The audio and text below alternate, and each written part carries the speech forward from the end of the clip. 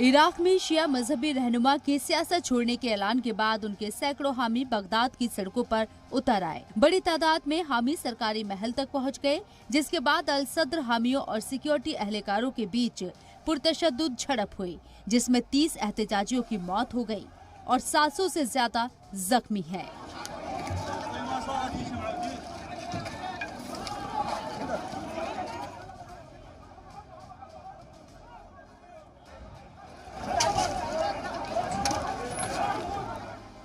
Baghdad में शिया मजहबी रहनुमा के हामियों और ईरान हामी गुटों के बीच कई जगह पुरतशद्दुद झड़प भी देखने को मिली।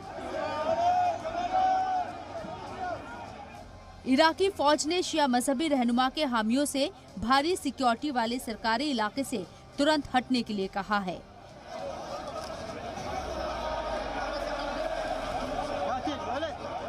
दरअसल इराकी सरकार में तातुल तब आया है जब मजहबी रहनुमा मुक्तदा अल सद्र की पार्टी ने अक्टूबर के पार्लियामानी इंतखाब में सबसे ज्यादा सीटें जीती थी, लेकिन वो अक्सरियत तक नहीं पहुंच पाए।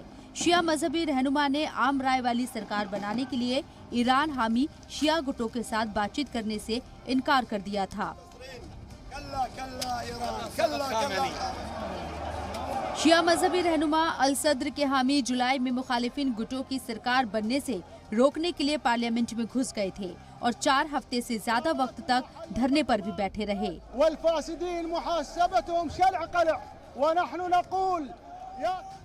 ये पहली बार नहीं है जब शिया मजहबी रहनुमा अल सद्र ने सियासत छोड़ने का ऐलान किया है।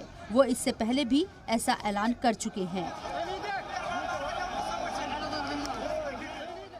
इराक में अल सद्र के इस कदम को फिलहाल मुखालिफिन गुटों के खिलाफ बढ़त हासिल करने की एक और कोशिश के तौर पर देखा जा रहा है। हालांकि इस बार खदशा जताया जा रहा है कि उनके कदम से इराक के हालात और बिगड़ सकते हैं, जो कि पहले से ही खराब हैं। हालांकि अल सद्र ने अपने हामियों से ग्रीन जोन का इलाका खाली कर घर लौटने की अपील की है। अब हालात मामूल पर लौट रहे हैं। ब्यूरो रिपोर्ट, जी मीडिया।